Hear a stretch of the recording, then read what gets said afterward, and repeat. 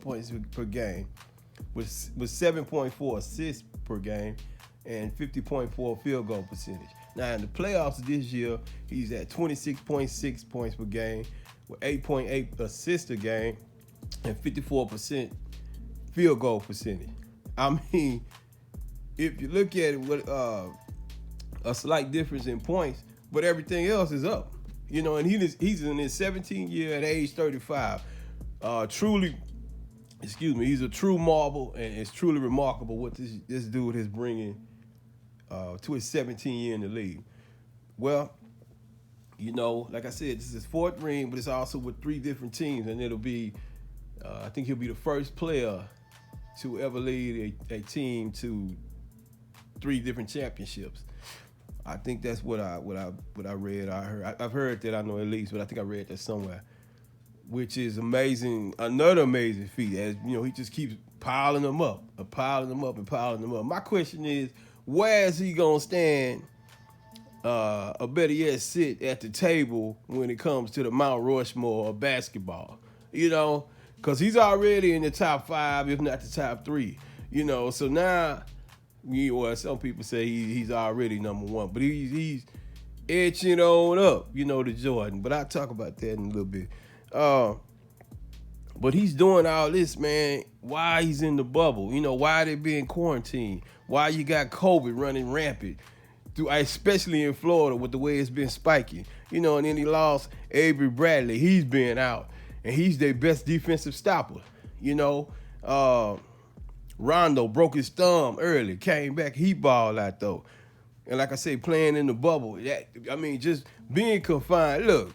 Let me tell you something. I ain't never been to the penitentiary, but I've been to jail, and that's county. And being in a confined space like that does something to your mind. Now I'm not comparing with them brothers playing in the bubble to being in jail. No, don't get that like that. But what I'm saying is being in a confined space like that and not being able to do what you want and live like how you normally live. It definitely has similar traits. But anyway, LeBron and the Lake Show, when they came into the bubble, they were, I think they were second to win the title and whatnot. The Clippers were the favorites to win it all, and we see what happened to them. They got their ass sent home, But the Lake Show, they had a little, they started off a little sloppy, but they quickly dispatched Dame, Logo Lillard, and his Trailblazers. They beat James Harden, Russell Westbrook, and my Houston Rockets. I mean, that hurt, but that's okay. And then they went and took on the surging and young, but was they bout it, Denver Nuggets and the Rising Stars, with their two Rising Stars, Jamal Murray and the Joker. So the Lakers, it ain't been no cakewalk for them, But the Lakers, they stood over, they did everything that they had to do. The Lakers got the best D. I think they got the number 1 D in the playoffs. And once again, even without Bradley, who's their best defender, like I said, their team defense is on another level. What's his name? Frank Vogel.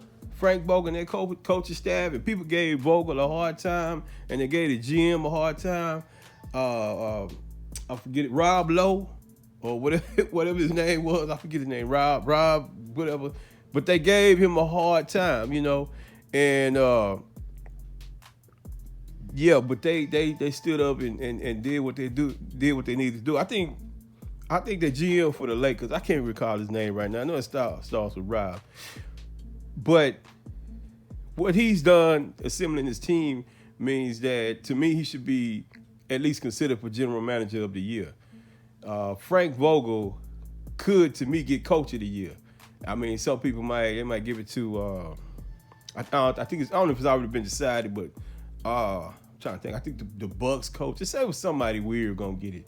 Some kind of weird thing. But I think Vogel should be definitely considered for that, because Vogel was booed.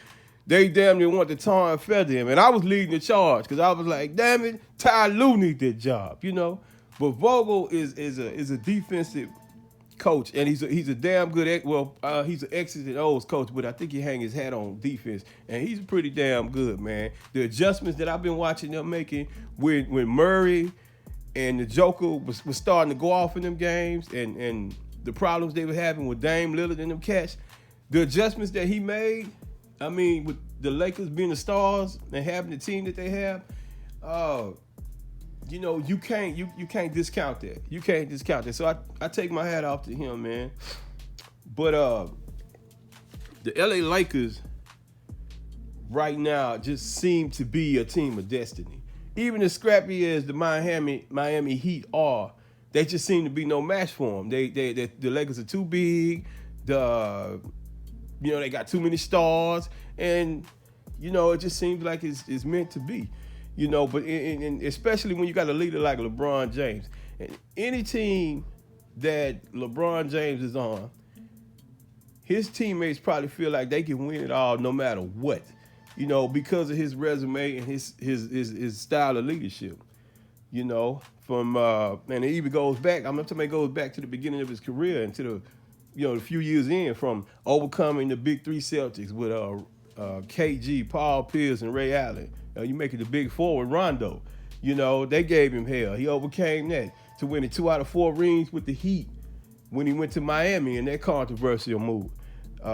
Then coming back down 3-1 to the Warriors and beating them and winning, bringing Cleveland his one and only NBA title. So what this man has done, it's almost even though he's 35 and he's at an advanced age to be able to doing this, it almost comes as no surprise, because LeBron has been overcoming the odds and proving people wrong his whole career and possibly his whole life.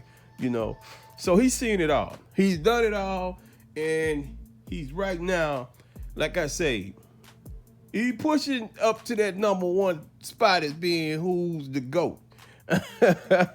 It's definitely that's something I'm gonna look into. But this year and this title, when it'll be, of course, for the mama, which we lost Kobe early this year. So that's what it all seems to be about. That's what it's all about.